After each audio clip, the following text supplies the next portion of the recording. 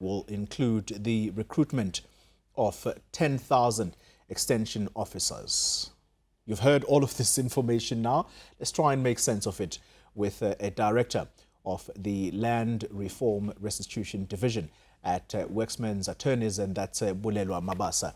Very passionate about issues of land. Bulelwa, a very good morning to you.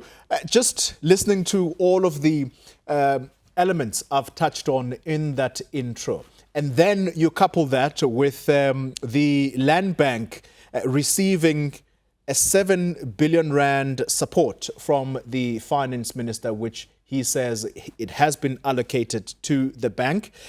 Your thoughts around the issues of land in the country? Does that give you confidence that finally we're going somewhere? Thanks for having me, Goli. I think that one of the issues and concerns that have been raised in the past, which I've also been vocal about, is that the budgeting, that the Department of Agriculture routinely receives one of the least amounts of budget, and that the land question then as a political issue is was never really at the front runner. If you look at just the amounts that were budgeted for, I think that the 9.3 billion rand that is allocated to settle land claims is a step in the right direction. I think it is a boost that is long been awaited for the Department of Agriculture.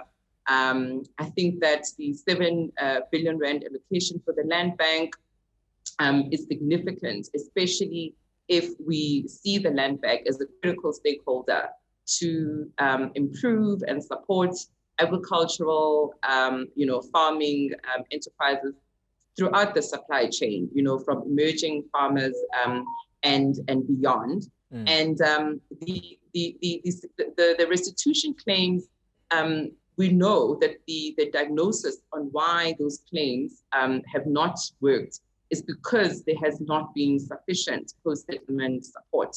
But what this does, the allocation for post-settlement support of 197 million rand, is also a step in the right direction. The only issue that I'd like to highlight there is that we need legislative guidelines on how that post-settlement support should happen, and who sits around the table when we're talking about post-settlement support.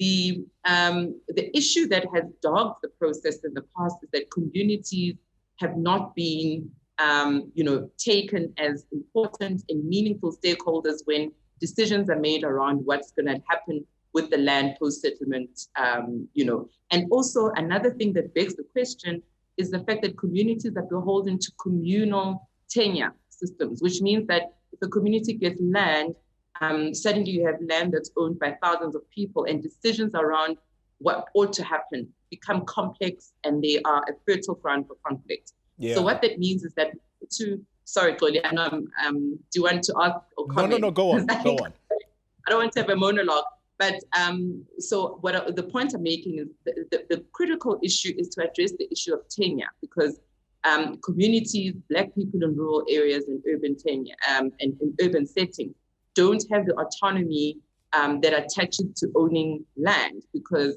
we're still beholden to the system, the apartheid system of a two-tenure system, where if you're in a rural area, you hold land communally, and if you're in an urban area, you have a mortgage bond or a lease agreement, you're able to make decisions around what ought to happen to that property or land. So that dichotomous system that was as a result of the apartheid legislation needs to be addressed, because it's all good and well to have, more money. Yeah. But I think the structural issues within land reform, such as allowing communities to elect the type of tenure that works for them, that can be legally recognized, that can be registered, that can bring in certainty, are issues that must be looked into. And I'm hoping that those issues could be addressed even within the budget allocation. Yeah, you touched on one of the key issues, Bulelwa, and that is post-settlement support that many land beneficiaries have complained about,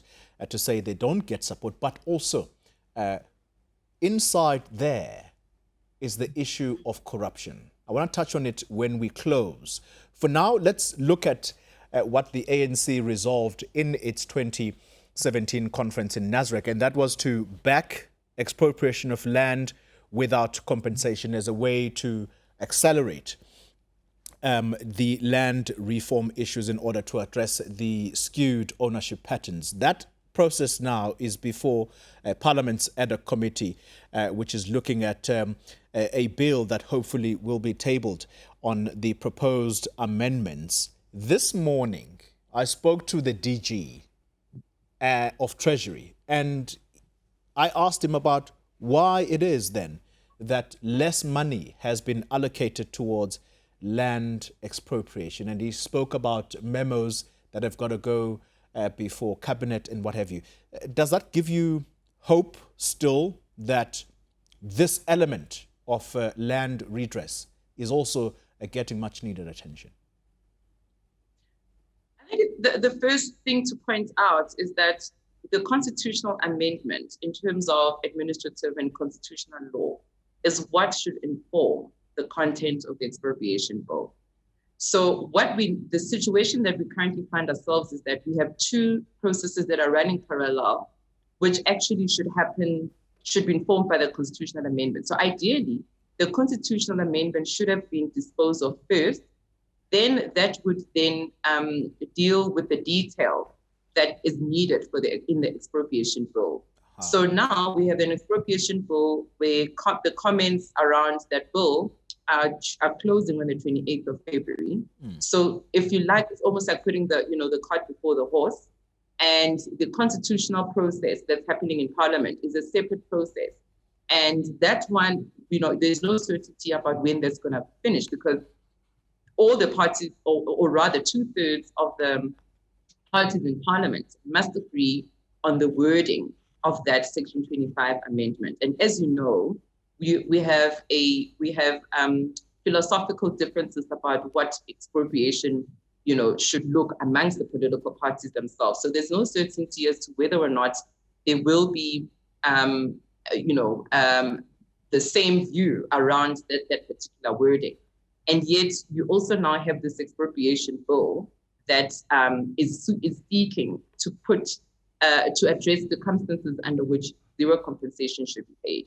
So whether or not so I just wanted to highlight that. I'm not saying that doesn't give me hope, but what I am saying is that there is just a bit of a disjuncture between what Parliament is doing, the ad hoc, the Joint Constitutional Review Committee's work on one hand, and also what the Public Works Department is doing with the expropriation bill. So I don't know whether there's a plan to make sure that those two processes, one way or the other, become aligned, because at the moment, we have a bit of a disjuncture. Yeah, that misalignment. Then let's talk issues of corruption as we wrap up our discussion. The land reform process has been mired in controversies over the many years. I mean, articles have been written about this land reform captured by the elite. There's just been wholesale looting as well, Bulelwa. Is that aspect of things being dealt with? That is a critical question. The Special Investigations Unit has been, has conducted an investigation on these, claims for corruption. They haven't finalized their report. They haven't published their report.